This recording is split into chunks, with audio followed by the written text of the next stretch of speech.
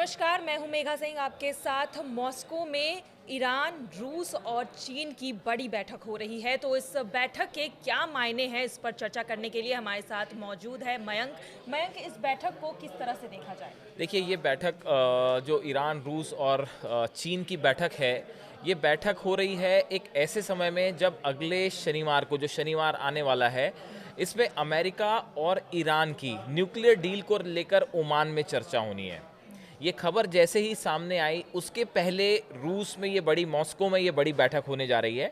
और अगर इसको हम दूसरे शब्दों में अगर कहें, सरल शब्दों में अपने दर्शकों को बताना चाहें, तो इस बैठक में आज जो ये मीटिंग हो रही है, इस मीटिंग में तीन बड़ी बातों पे चर्चा होगी। पहली चीज, न्यूक्लियर डील को लेकर ईरान का क्या रुख रहेगा। और ये सिर्फ ईरान का रुख नहीं है, पुतिन और जिनपिंग दोनों ईरान के साथ मजबूती से खड़े हुए हैं कि न्यूक्लियर डील को लेकर अब अगला कदम ईरान का क्या होगा।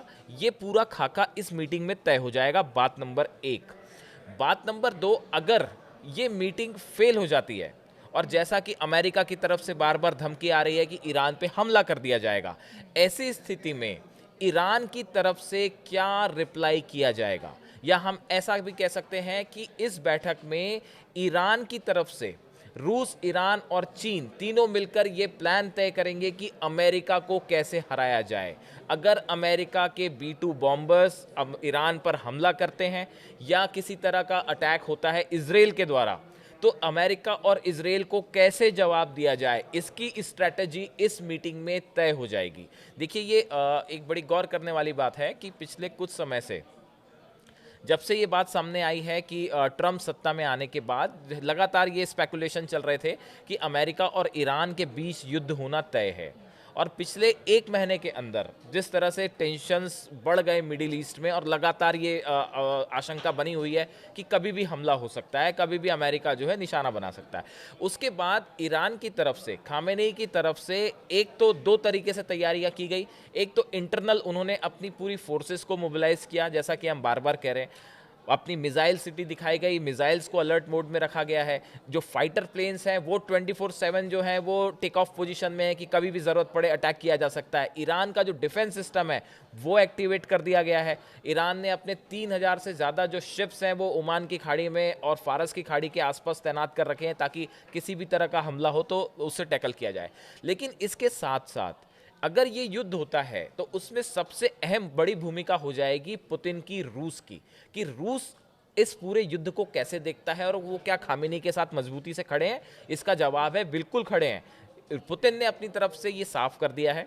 अभी उनका जो हाल ही का लेटेस्ट बयान आया है कि अगर किसी भी तरह का हमला ईरान पे होता है या ईरान के न्यूक्लियर साइट्स पे होता है तो इसके भयंकर परिणाम होंगे और हम जो है वो ईरान के साथ खड़े हुए हैं। ये बात रूस की तरफ से साफ कर दी गई है। वैसे ही चीन ने भी ये बात अपनी तरफ से पूरा समर्थन ईरान को दिया हुआ है कि अगर युद्ध की स्थिति बनती है तो उसको कैसे निपटना है। तो आपने जो शुरुआत की कि इस मीटिंग का, अगर इस मीटिंग के क्या मायने हैं, तो अगर स्ट्रैटेजिक रूप से देखा जाए तो इस मीटिंग में, आज की जो मीटिंग हो रही है, इसमें ये तय हो जाएगा कि अमेरिका को किस तरह से सैन्य रूप से जवाब देना है। ये पूरा खाका इस मीटिंग में आज तय होगा।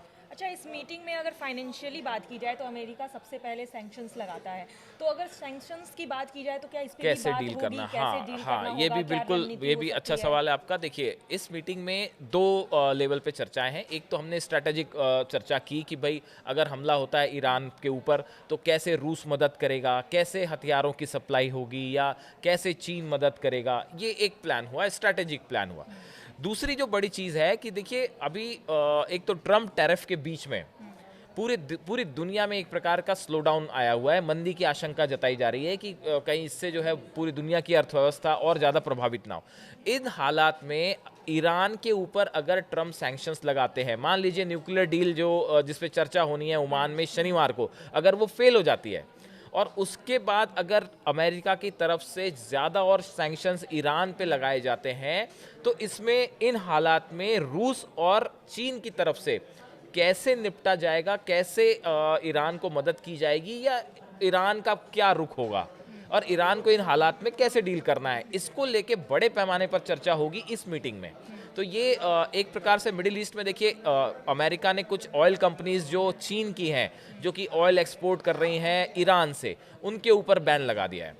अमेरिका ये नहीं चाह रहा कि जो ईरान का ऑयल है, क्रूड ऑयल है, वो दूसरे देशों तक पहुंचे, तो उसको लेके कोशिशें लगातार जारी हैं। इन हालात में ये बेहद अहम है मीटिंग कि कैसे इकोनॉमिक एस्पेक्ट से डील किया जाएगा। अगर अमेरिका की तरफ से और सैंक्शंस लगते हैं या जो अमेरिका की तरफ से जो टैरिफ्स लगाए गए हैं, इसको लेके एक साझा रणनीति कैसे बनाई जाए। आप दूसरे शब्दों में ये कहें कि मिडिल ईस्ट में अब जो कुछ हो रहा है उसमें रूस, ईरान और चीन, ये तीनों बड़े प्लेयर हो गए हैं। ये तय कर रहे हैं कि कैसे अमेरिका की ना सिर्फ आक्रमण को कैसे काउंटर किया जाए, बल्कि उनकी इकोनॉमिक जो एक प्रकार का जो पॉलिसी है अमेरिका की, उससे कैसे निपटा जाए। तो ये बिल्कुल सही चीज़ है कि इस पे एक बड़े लेवल पे एक आर्थिक प्लानिंग जो है, इकोनॉमिक प्लानिंग, वो इस मीटिंग में तय होगी। जी बिल्कुल। अच्छा मयंक, अगर मान लो कि अमेरिका और ईरान के बीच में जंग होता है तो यहाँ पर रुख क्या रहेगा चीन और यहाँ पर रूस का? देखिए, अगर ये जो है सवाल ये है कि अगर ये जो मीटिंग होनी है शनिवार को, अगर ये फेल हो जाती है तो फिर क्या होगा? तो फिर क्या उसका नतीजा जंग होगा? और अगर देखिए रूस की तरफ से एक ये मैसेज तो साफ दे दिया गया है कि आप ईरान पे हमला करने की बिल्कुल ना सोचें। अगर आप ईरान पे हमला करते हैं तो हम बिल्कुल मजबूती के साथ खामेनी के साथ और ईरान के साथ खड़े हैं। ये रूस का रुख है। चीन ने भी बिल्कुल साफ कह दिया है कि अगर ऐसे हालात बनते हैं तो हम ईरान के साथ खड़े हुए हैं। नॉर्थ कोरिया की तरफ से भी ये बात साफ है कि वो जंग के हालात में जो है वो ईरान का साथ देगा। तो देखिए, ये जो 3 कंट्रीज़ हैं जिस मजबूती के साथ ईरान के साथ खड़ी हैं, बात नंबर 1, ये एक बहुत बड़ा सपोर्ट है ईरान के लिए। ईरान के पास अपनी सैन्य क्षमताएं तो हैं ही, लेकिन बड़े पैमाने पर रूस की तरफ से मिसाइल्स दी गई हैं। इसमें कोई डाउट नहीं, इंटरनेशनल एक्सपर्ट्स ये सब बताते हैं कि बड़े पैमाने पर जो है रूस की तरफ से मिसाइल्स, बैलिस्टिक मिसाइल्स गई हैं। बताया ये भी जा रहा है कि कई ईरान के पास जो मिसाइल्स हैं उसकी टेक्नोलॉजी जो है वो नॉर्थ कोरिया के मिसाइल पे बेस्ड हैं। तो आप ये कह सकते हैं दूसरी भाषा में कि नॉर्थ कोरिया ने भी मिसाइल टेक्नोलॉजी जो है वो प्रोवाइड कर रखी है ईरान को। ऐसे ही चीन की तरफ से भी बड़े पैमाने पर ड्रोन्स और हथियार प्रोवाइड किए गए हैं ईरान को। तो ये तो एक स्ट्रैटेजिक पार्टनरशिप है। इसके अलावा देखिए, आसपास की 6 कंट्रीज हैं जो मुस्लिम कंट्रीज हैं, इस्लामिक कंट्रीज हैं, इनको ईरान की तरफ से ये कहा गया है, जॉर्डन हो गया या टर्की हो गया, ऐसे आसपास की जो जिनकी सीमाएं ईरान से लगी हुई है और जो मुस्लिम देश हैं, यूएई हो गया, इनको कहा गया है ईरान की तरफ से कि देखिए, अगर अमेरिका हम पे हमला करता है तो आप अपनी ज़मीन का इस्तेमाल मत होने दीजिएगा अमेरिका को।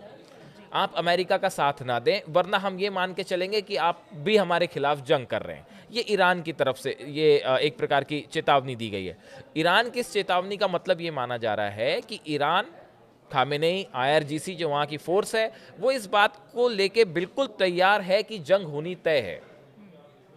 अगर अमेरिका उन शर्तों को, खामेनी ने साफ कर दिया ईरान ने कि हम आपके सामने झुकेंगे नहीं, हम अपनी ही शर्तों पे आपसे न्यूक्लियर डील करेंगे, तो पहला हित उसमें ईरान का होगा, हम आपके दबाव में नहीं आएंगे। और अगर ये डील नहीं होती है तो ये मान के चलिए कि फिर एक बड़ा युद्ध मिडिल ईस्ट में हो सकता है, जिसके लिए खामेनी भी तैयार है, पुतिन भी तैयार है और चीन भी तैयार है। और आज रात की जो ये बैठक है, ये जो बैठक हो रही है रूस में, मॉस्को में, इस पे पूरी दुनिया की नजरें टिकी हुई हैं। और अगले 2 दिन में इस बैठक में क्या निकल के आता है, कुछ चीज़ें कई बार बाहर आती भी हैं, नहीं भी आ पाती हैं, बट ये बैठक, इस पे पूरी दुनिया की नजरें टिकी हुई हैं। इस पे शायद ये डिसाइड हो जाएगा कि अब अमेरिका को लेकर ईरान का क्या रुख रहेगा। चलिए, हमारी भी नज़रें इस पे बनी हुई है कि इस बड़ी बैठक के बाद क्या निष्कर्ष निकल कर आता है कि अगर हमला होता है तो रूस और चीन का क्या रुख होता है और ईरान और अमेरिका के बीच में क्या कोई समझौता होगा या नहीं। आज के लिए बस इतना ही। बाकी की तमाम खबरों के लिए बने रहिए हमारे साथ। धन्यवाद।